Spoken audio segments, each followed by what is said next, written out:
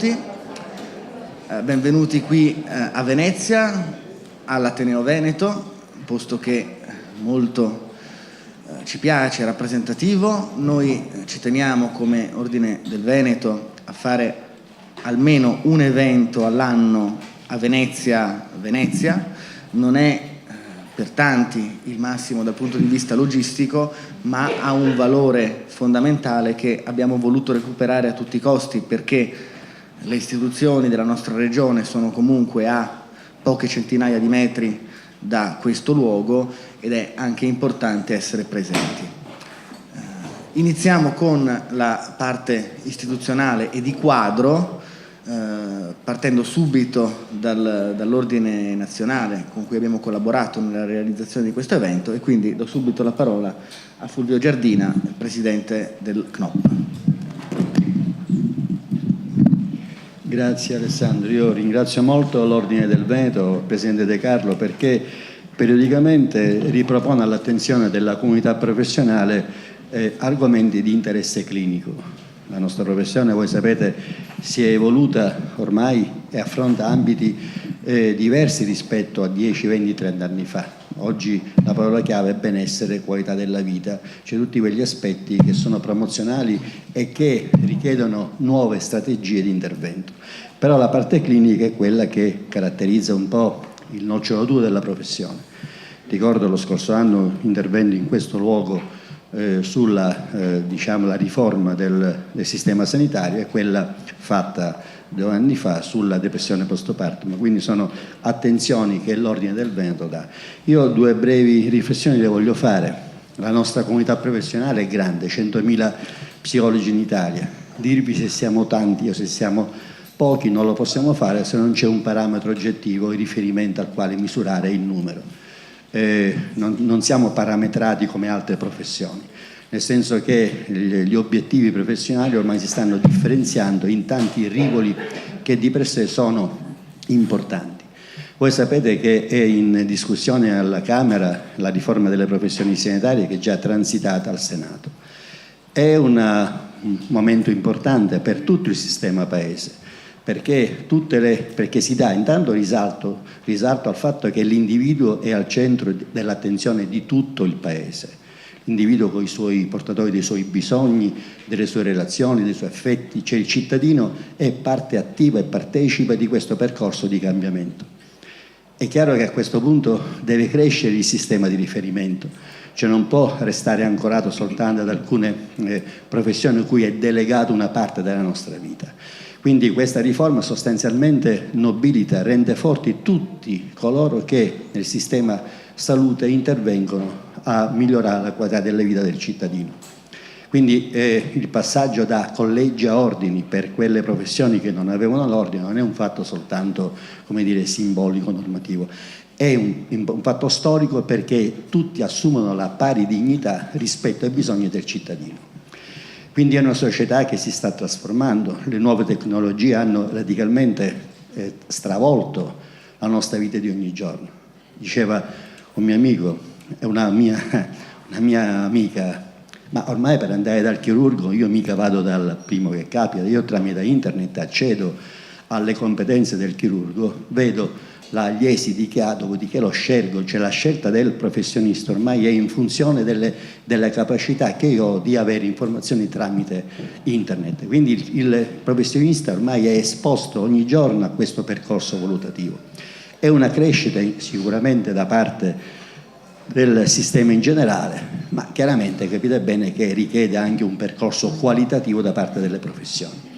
Noi oggi stiamo affrontando un argomento che sembrerebbe contrastante con tutto quello che vi ho detto. In fin dei conti andiamo a recuperare un'area di sofferenza che contrasta anche con la visione, come dire, di benessere cui bene o male tutti tendiamo. Probabilmente, non voglio darne una lettura professionale, probabilmente è l'unico modo che si ha per contrastare questa visione tecnologica a cui stiamo andando avanti, però sicuramente disturbo alimentare, l'anoressia in modo particolare, è un indicatore di allarme sociale che dobbiamo affrontare con grande professionalità. E io devo dare un segnale forte agli operatori che sono coinvolti in questo percorso, perché vedete è facile, tra virgolette, affrontare le patologie o le sofferenze che hanno caratterizzato il nostro passato, cioè perché nella nostra cultura professionale vi è tutta una serie di percorsi clinici. È molto difficile invece affrontare tutto ciò che è nuovo, e indubbiamente l'entità e la qualità di questa problematica oggi non è quella che c'era ieri, quindi un grande merito agli operatori che l'affrontano e a quelle strutture che sono preposte, perché ci vuole chiaramente una grande competenza, una grande, come dire, coraggio di mettersi in discussione,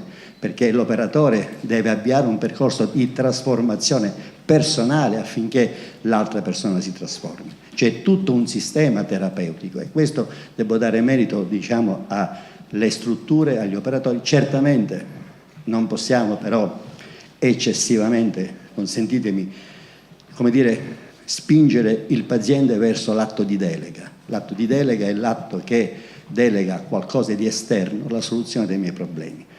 Come dicevo, il cittadino è portatore dei suoi interessi, è attore principale, e oggi ci siamo accorti che se il cittadino, se l'utente, se noi stessi siamo ben convinti del percorso terapeutico che facciamo, siamo sicuri che in tempi brevi arriveremo a delle conclusioni con una, come dire, anche riduzione delle spese di riferimento.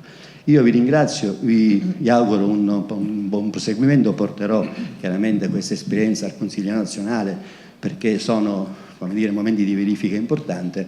Ringrazio ancora il Presidente De Carlo, buon lavoro.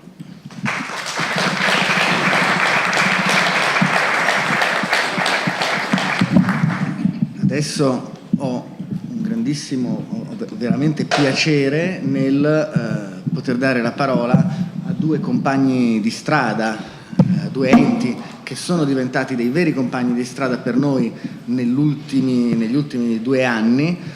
Non sembrava fosse facile, ma con buona volontà da parte di tutti ce l'abbiamo fatta, e adesso sono degli amici e dei compagni di strada imprescindibili, cioè l'ordine dei medici e quello dei giornalisti. Cominciamo dall'ordine dei medici, che ho qua, il presidente Giovanni Leoni. Buongiorno a tutti, per me è un piacere ritornare in questa sala a Tenerife dopo circa un anno davanti al gentile invito. Saluto e ringrazio il Presidente Giardina Nazionale e il Presidente De Caro, con cui in rapida successione abbiamo trovato molti motivi di sintesi e di interesse professionale. Per quanto mi riguarda, sono reduce dall'Assemblea Generale della Sanità che si è svolta a Rimini il mese scorso, 3 giorni di lavoro in cui ci sono state delle sessioni dedicate anche ai rapporti con le altre professioni sanitarie. Ognuno ha la sua evoluzione, ognuno ha il suo ambito di azione, esiste un'evoluzione per tutti, è assolutamente indispensabile che poi ci sia una coesione a livello nazionale nei vari ambiti e che ci sia anche l'allargamento ai congressi misti dalle varie professioni sanitarie. Per esempio, sotto spinta dell'Ordine dei Medici di Venezia, finalmente siamo riusciti a livello di Federazione Nazionale degli Ordini di avere la possibilità di accreditare eventi non solo per medici, io la consideravo personalmente una grossa limitante, ma anche per le altre professioni sanitarie. Pochi giorni fa abbiamo fatto un evento sul fine vita all'Ospedale Civile di Venezia, in cui c'era l'Ordine di Psicologi del Veneto e c'era anche il collegio dell'IPASVI regionale degli infermieri. E questo è secondo me un sintomo di quella che deve essere poi l'evoluzione intellettuale delle categorie mediche, di quella che è alla fine la difesa e la cura del paziente, della persona assistita. Questi sono sofismi molte volte su quelle che sono le professioni di aiuto nei confronti di persone sofferenti a vario titolo. Oggi parliamo di bulimia.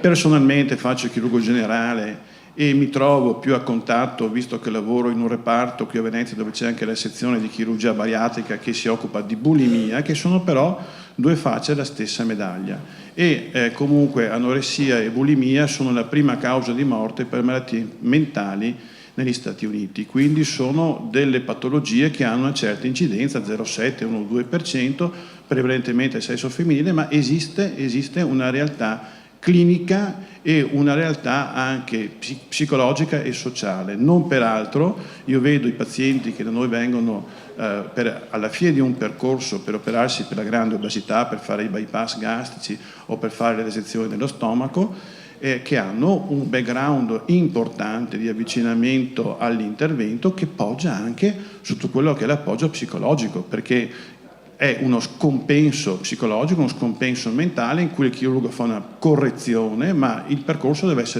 è solo un piccolo pezzo del percorso. Poi c'è quello che sta prima e quello che c'è da dopo, e dopo devono essere necessariamente altre professioni, altri operatori che si prendono in cura questi pazienti. Quindi le sinergie a livello clinico esistono, e come? Ho parlato anche troppo, vi dico solo una cosa: dobbiamo tutti quanti fare uno sforzo per difendere il sistema sanitario nazionale. Ho scritto un pezzettino l'altra sera che verrà fuori sul sito dei medici sulla leggere il PIL. Si parla sempre di risparmi in sanità.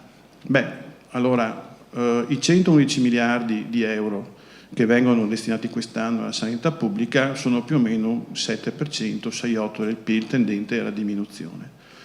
L'America spende il 14% del PIL in sanità, e paesi europei come la Germania e la Francia spendono l'8%. Ciò vuol dire che la Francia spende 130 miliardi di euro, spende 111 miliardi di euro, spende l'Italia, con una popolazione più o meno equivalente. Se noi avessimo 19 miliardi di euro da spendere in più per la sanità, capite bene che tanti problemi non si porrebbero. Questo è un problema di bilancio nazionale, ma anche di scelte politiche. Allora, non è vero che bisogna sempre risparmiare, bisogna ottimizzare, bisogna trovare gli sprechi, ma la politica del taglio sistematico a quelle che sono le necessità del sistema sanitario nazionale sono una realtà che personalmente non condivido, che bisogna evidenziare, e a chi lo vuole ci sono 2 articoli che poi fornirò al Presidente del Carlo da girare in rete, o che trovate sul mio pezzo, di Gavino Manciocco e del Gimbe, che spiegano molto bene com'è l'evoluzione di quello che è il pensiero dello stanziamento di soldi e di risorse per quanto riguarda il sistema sanitario in Italia rispetto a quello che fanno altri paesi mondiali e europei. E la problematica anche della difesa di un sistema sanitario universalistico come il nostro, molto evoluto, rispetto ad altri sistemi sanitari multiplayer che sono prede invece alle assicurazioni private, con tutti gli effetti nefasti che si evidenziano poi a livello, per esempio, dell'amministrazione americana, che nonostante il 16% del PIL e spese impressionanti per quanto riguarda le spese erogate, alla fine hanno 30 milioni di abitanti che sono ancora senza assistenza sanitaria. Buon lavoro a tutti.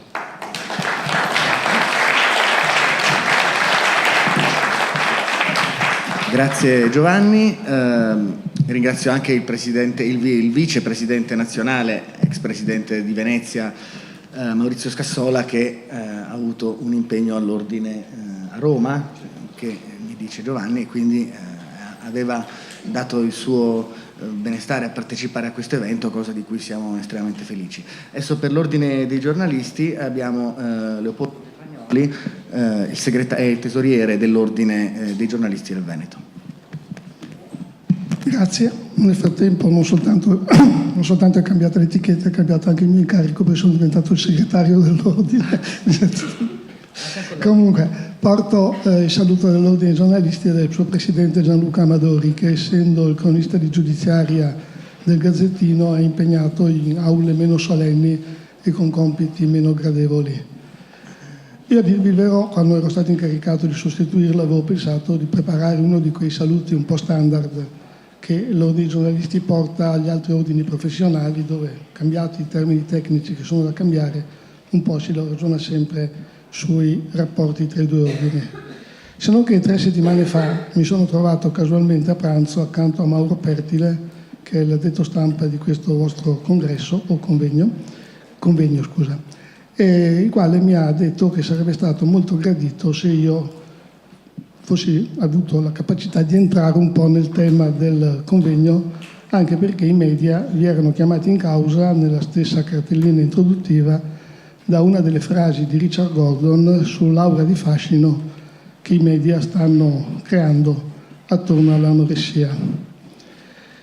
E io gli ho risposto con quella che lui ha preso come una battuta, e non era una battuta, cioè ho detto: comincerò parlando di Santa Caterina da Siena, di cui avevamo celebrato pochi giorni prima la ricorrenza liturgica.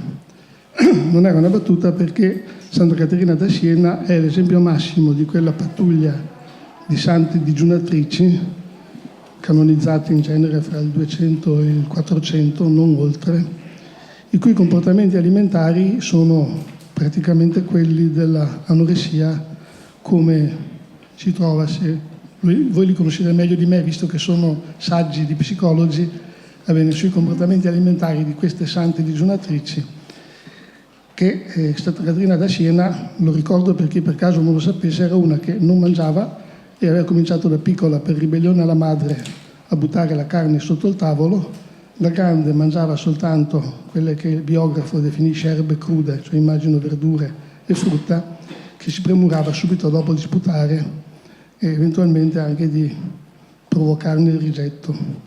Tanto che lo stesso suo padre spirituale, che mi sembra si chiamasse frate Tommaso dei Domenicani, si interrogava in termini piuttosto rudimentali, ma termini dell'epoca, se la sua protetta fosse una santa o fosse una pazza. Oggi noi ragioniamo in termini diversi, cioè potremmo domandarci se queste sante digiunatrici erano digiunatrici o erano anoressiche. Perché la chiamo in causa? Perché i media dell'epoca non c'erano i quotidiani, ma c'erano i predicatori, c'erano gli agiografi, c'erano le vite dei santi, c'erano i confessori, c'erano i libri di devozione. Elogiavano questi comportamenti di digiuno e di rifiuto del cibo come delle virtù. In realtà noi oggi, ripensandoci, alla luce delle conoscenze scientifiche, possiamo domandarci se, fatta salvo ovviamente la santità delle persone, non fossero comportamenti di tipo anoressico. Allora, dove sta il confine dell'opera dei media? A parte il fatto che per parlare di media dovremmo discutere, perché altro può essere un quotidiano, altro può essere la televisione. È indubbio che i modelli fisici, i modelli di comportamento che oggi vengono proposti pongono il problema di questo confine, di questo limite. Perché quando io sfoglio un magazine femminile e trovo 120 pagine dedicate alla moda del prossimo estate, tutti presentati da indossatrici filiforme, è chiaro che a un certo punto nella testa della lettrice, ma anche del lettore, entra in maniera diretta o in maniera subliminale il concetto che quello possa essere l'esempio da seguire se si vuole indossare bene un vestito. Non parlo del dilagare della prova costume, che era di attualità quando abbiamo scambiato due parole con Mauro Pertile, in questo momento non è più di attualità, ma anche in questo momento continua a rimbalzarci, basta andare a guardare un'edicola dalle copertine che ci regalano le visioni delle dive o delle top model alla loro prima uscita in spiaggia, con o senza marito, con o senza figli, eccetera, eccetera. Allora ecco il problema che si pone per un operatore dei media è, dice, dov'è che io posso sbagliare? Dov'è che l'indicazione che io posso dare di un modello fisico, di una dieta, c'è anche questo, dov'è che rischio di sconfinare? Ecco, è un interrogativo che il giornalista si pone e che io rilancio un po' a voi per l'avvio di un dialogo sul quale concludo tra un minuto. Perché d'altra parte, sempre Richard Gordon parla anche di sindrome culturale e di distorta visione. No, scusa, il vostro convegno parla di sindrome culturale e Richard Gordon lo fa riecheggiare con la distorta immagine del corpo femminile. Io che ho una certa età, molti di voi forse non ricordano, beate voi, ricordo come alla fine degli anni 60 fosse esploso a livello europeo il modello fisico di un'indossatrice chiamata Twiggy, e la quale faceva la testimonial di un indumento nuovo chiamato minigonna. La domanda che mi pongo, e qui c'entrano di mezzo i media, è stata Twiggy assieme a Mary Quant a imporre un modello fisico e un particolare indumento, o è stata la vivace Londra di fine anni 60 a proporre quel modello femminile e quel tipo di indumento? Punto interrogativo. E i media a questo punto dove si pongono? I media a questo punto non possono che porsi in rapporto con coloro che studiano questi problemi, in questo caso l'ordine dei psicologi. Concludo, noi organizziamo ogni anno, come ordine dei giornalisti, 100-110 incontri di aggiornamento professionale e di formazione. Dobbiamo farlo perché il Veneto è una regione paurosamente policentrica, La sua capitale è maledettamente decentrata, difficile da raggiungere, credo che molti di noi abbiano fatto fatica ad arrivare a Venezia e poi arrivare all'Ateneo Veneto, quindi dobbiamo andare in giro per il Veneto a proporre questi incontri. Con la dottoressa Galbussera già si è fatto un incontro a Padova, se non sbaglio, sul tema della ludopatia. Ecco, io vorrei proporre modestamente, anche perché il nostro ordine è in fase di scadenza di mandato, perché non proviamo a organizzare un paio di incontri nei quali gli psicologi spieghino ai giornalisti, non quelli specializzati, quelli sono già imparati, ma quelli che ogni giorno sono costretti a correre dalla questura al comune, dal vescovado alla Camera di Commercio, alla strada con le buche, a questi qui a spiegare bene le terminologie, le problematiche, perché l'anoressia e la bulimia non sono soltanto un fatto così che riguarda, sono cause di morte, come ricordavate anche voi prima, sono cause di devianza mentale. Ecco, e i giornalisti, se sbagliano in questo, lo fanno, ripeto, credo più per l'improvvisazione, l'impreparazione, la fretta, la superficialità con cui spesso si lavora, non certo per cattiveria. Per cui l'appello sarebbe: aiutateci a sbagliare di meno se possibile, aiutateci a saper distinguere fra la santa digiunatrice e la santa anoressica. E buon lavoro. Grazie mille. Tra l'altro noi abbiamo un protocollo d'intesa per la formazione congiunta. L'anno scorso abbiamo fatto una giornata di formazione principalmente centrata sui suicidi per i giornalisti. Raccogliamo l'idea, altro argomento difficile da raccontare per un cronista, raccogliamo l'idea di tenere disturbi alimentari e addiction come prossimo argomento, perché dobbiamo farli una volta l'anno e potrà essere un ottimo argomento. Adesso abbiamo detto due amici che stanno diventando di lunga data, medici e giornalisti, e adesso abbiamo l'Associazione Italiana di Dietetica e Nutrizione Clinica, rappresentata dal suo segretario generale Lorenza Caregaro, quindi anche degli amici istituzionali più recenti, ma non per questo meno importanti. Buongiorno, vi porto i saluti del dottor Carretto, il nostro presidente della società, che oggi è impegnato in un altro convegno. È una società che ha oltre 1000 soci, si occupa di alimentazione e di nutrizione, dalla prevenzione alla clinica, e da un paio d'anni ha instaurato una collaborazione molto interessante con l'Ordine degli Psicologi, e il dottor Giardina, il presidente, è stato nominato coordinatore di un gruppo all'interno dell'ADI di questa società, un gruppo di studio che sicuramente l'ADI ha parecchi gruppi di studio che approfondiscono anche con la ricerca e con la clinica le problematiche, diciamo, più importanti che ci sono in ambito nutrizionale.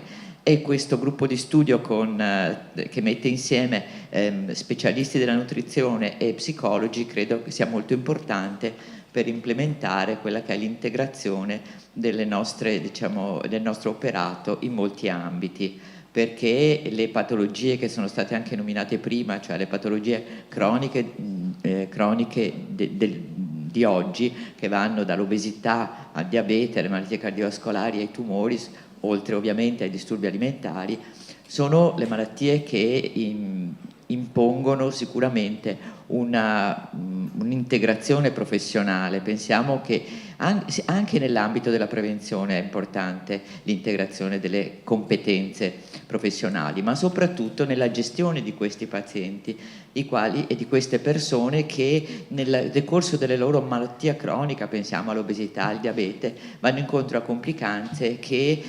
incidono negativamente sulla loro qualità di vita, sugli aspetti psicologici. L'approccio integrato oggi è considerato l'approccio migliore in questi, più efficace nella gestione di queste patologie croniche.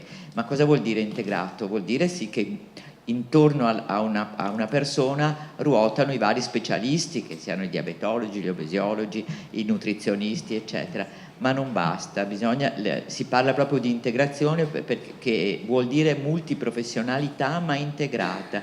Gli specialisti e tutti i professionisti che si occupano della gestione di queste patologie devono integrarsi, comunicare continuamente e il piano terapeutico deve essere formulato consensualmente con tutte queste figure professionali. Quindi ben venga questa collaborazione, speriamo sia proficua tra specialisti della nutrizione e psicologi.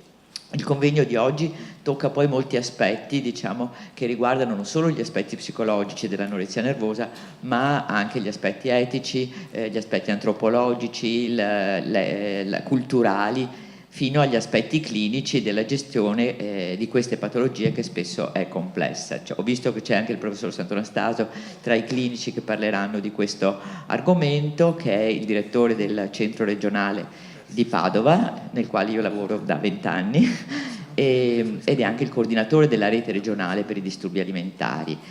Non voglio portarvi via altro tempo, credo che un elogio vada fatto agli organizzatori di questo convegno, anche per la cornice in cui siamo e che dà la possibilità a chi come me non aveva mai visto questa meravigliosa chiesa di San Fantin di apprezzare questa sede della vecchia scuola veneta che gli artisti del Cinquecento hanno abbellito e ci hanno tramandato.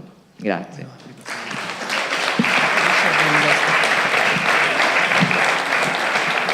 Bene, e allora chiudiamo questa fase iniziale con gli ultimissimi ringraziamenti, ma prima un attimo di inquadramento della giornata, che è fondamentale, anche per capire, perché se qui siamo tutti insieme colleghi, è necessario, è fondamentale che tutti noi capiamo come lavora, come si muove l'ordine, con quali linee di pensiero, anche per poter contribuire, per poter lavorare insieme e cavo maledetto, per poter progettare, immaginare cose future fare insieme. Allora, gli argomenti che scegliamo, intanto vi ho già detto della necessità geografica ogni tanto di portarci vicino alle istituzioni. Gli argomenti che scegliamo non sono argomenti casuali, generalmente abbiamo due modalità di scelta per un argomento: o si tratta di qualcosa di forte attualità per via di fatti che avvengono, leggi che passano, sconvolgimenti che avvengono nel mondo, allora è il caso di parlarne. In alternativa vi sono argomenti su cui facciamo dei lavori molto lunghi con delle finalità specifiche. Ora, qui sulle addiction da una parte e sui disturbi alimentari dall'altra, il collegamento esiste poi perché vengono presi in considerazione spesso insieme in alcuni studi che portiamo avanti, sono un argomento fondamentale. Nella scelta degli argomenti noi teniamo sempre a mente anche l'applicabilità, perché voi sapete che questo ordine, l'Ordine del Veneto, ha assolutamente a cuore il cercare di supportare anche le possibilità professionali concrete dei colleghi. Noi cerchiamo di toccare argomenti, promuovere la professione sia al di fuori della categoria che dentro la categoria su degli argomenti che possano essere reali aree di professionalità, reali aree di lavoro, perché c'è bisogno di espandere la psicologia e la cultura della psicologia.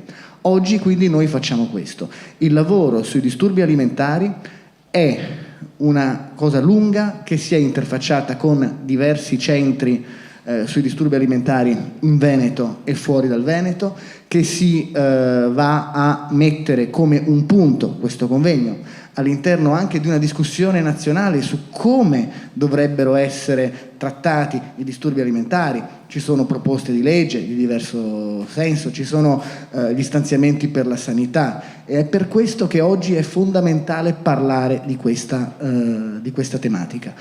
Ma non si può parlare della tematica soltanto in termini generali e con una finalità o politica, cioè interloquire con le autorità, con chi poi decide come si vengono a trattare questi argomenti, cosa peraltro fondamentale, perché se lo Stato dicesse, per esempio, dell'anoressia non ci interessa più niente, zero soldi, zero posti letto, zero strutture, allora lì è difficile lavorare. Ma non si può, dicevo, soltanto ragionare in termini di interlocuzione politica o in termini di promozione della professione, è necessario, assolutamente necessario, che poi tutti noi sul campo, sul territorio, nelle strutture sanitarie, pubbliche, private, nell'assistenza ai pazienti, domiciliare, in studio, in qualsiasi ambito, siamo estremamente formati. C'è bisogno di una formazione di altissimo livello. Io vedo qui tanti colleghi, tanti volti noti, amici, che so essere estremamente competenti in questo campo, e sono felicissimo di vederli qui oggi, perché evidentemente ritengono che i temi e i relatori possano rappresentare anche per loro un motivo di avanzamento, qualcosa di utile. Per i volti più nuovi, di cui non conosco la preparazione in questo ambito, sono altrettanto felice che abbiate deciso di venire. Io ringrazio le autorità, ringrazio tutti i relatori, ma in modo speciale, oltre ai relatori, anche l'organizzazione, Mauro Pertile, che è il nostro addetto stampa, che addirittura a pranzo ha fatto presente che l'ordine dei giornalisti avrebbe dovuto entrare nel tema, Nicolò Rocco, l'onnipresente Nicolò. Ma un ringraziamento particolare va a Laura Dal Corso e a Marisa Galbussera. Specialmente Marisa si è occupata e preoccupata, che sta facendo un'intervista, dopodiché tanto è tutto registrato, quindi ci sono le prove che le ho fatto un ringraziamento, ma non è piaggeria, è sentito, perché lei sta portando avanti in prima persona gli studi e ti stavo facendo dei complimenti. E sta portando avanti in prima persona, con l'aiuto anche del segretario, anche lei sempre un collante importantissimo per l'ordine, Laura Dal Corso. Ma dicevo, Marisa sta portando avanti gli studi sulle tematiche dei disturbi dell'apprendimento e anche le relazioni con le istituzioni, perché noi ci dobbiamo sempre muovere su questi due canali che fanno parte della realtà dell'ordine. Vedete, oggi la politica sembrava che volesse abolire i corpi intermedi, no?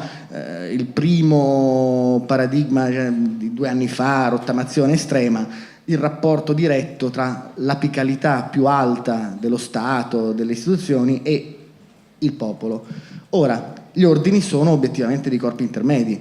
È ovvio che se il corpo intermedio è inutile, effettivamente non ha senso che esista. Quindi la sfida per noi, quello su cui ragioniamo e quello per cui lavoriamo ogni giorno, è trasformare questo corpo intermedio in un valore aggiunto, in qualcosa che sia veramente utile, e questo lo facciamo appunto parlando ai colleghi, dando formazione e costruendo comunità, e dall'altra parte diventando un canalizzatore delle opinioni, delle istanze, delle necessità dei colleghi presso le istituzioni. Per questo, dopo aver ringraziato tutti quelli che potevo ringraziare, ringrazio voi e vi ricordo che la cosa fondamentale per noi è essere comunità, perché le idee, se non girano, non esistono. Questi sono momenti di networking importante, sono momenti in cui potete confrontarvi con tanti colleghi, e noi abbiamo sempre le porte aperte, non soltanto ogni lunedì, ma in qualsiasi momento. Siamo sempre a vostra disposizione e faremo tutto il possibile per promuovere la nostra professionalità, la nostra professione e anche le nostre possibilità di lavorare e le nostre istanze scientifiche. Buona giornata, buon lavoro, grazie a tutti.